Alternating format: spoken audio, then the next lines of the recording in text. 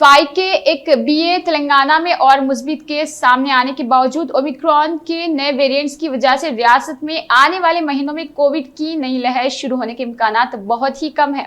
महकमा सेहत आमा के एक सीनियर अहदेदार ने हैदराबाद में बताया कि ओमिक्रॉन की नई एक किस्म BA.5 और मुस्बित केस सामने जरूर आया है, मगर इसके बावजूद आने वाले दिनों में कोविड की नई लहर का इम्कान बहुत कम है। रियासत में वेरिएंट का BA.4 और BA.5 एक मुस्बित केस सामने आया है। उन वेरिएंट्स की वजह यूरोप से जनूबी अफ्रीका और अमेरिका में कोविड की नई लहर तेजी के साथ फैल रही है।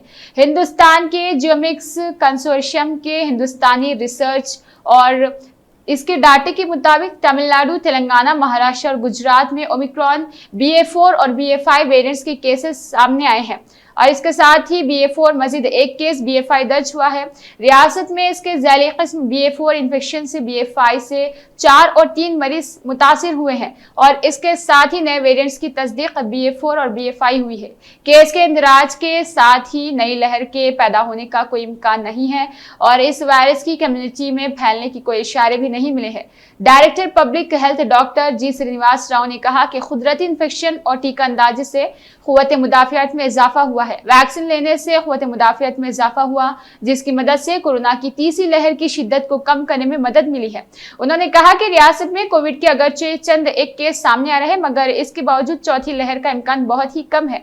इस सिलसिले में आवाम को खौफजदा होने की कोई जरूरत नहीं। इस दौरान national centre for disease control NCDC की जानिब से जारी करदा तजवीज़ को मद्देनजर रखते हुए डायरेक्टर सेहत आमा तेलंगाना डॉक्टर जी श्रीनिवास राव ने जिला मेडिकल ऑफिसर्स को इंसानी जिल्द पर गैर वाज़ेह सुर्ख दानों, खुजली के वाक़यात पर चौकसी इख्तियार करने की हिदायत दी है। अहदेदारों को चाहिए कि ऐसे अफराद के बारे में अलर्ट रहे जिन्होंने जिस्म पर गैर वाज़ेह सुर्ख दानों, छालों की शिकायत की है। ये अलामतें मंकी पॉक्स की हो सकती है और मर्ज के इलाज के लिए जरूरी दवाएं तैयार रखें। उन्होंने मेडिकल स्टाफ को हिदायत दी कि मंकी पॉक्स वायरस से मुतासिर मुश्तबा अफराद के इलाज पर तवज्जो मरकूज करे और उन मुश्तबा मुतासिरीन के खून के नमूने हासिल करते हुए जांच के लिए national institute of virology Pune रवाना करे। डायरेक्टर के मुताबिक बुखार, जिल्द पर शदीद खारिश के साथ छाले नमूदार होना मंकी पॉक्स की अलामतें हैं। उन्होंने कहा कि बैरूनी ममालिक जहां से ये वबा सरगर्म हुई है, अफराद और 21 दिनों तक उन अफराद के करीब रहने वालों पर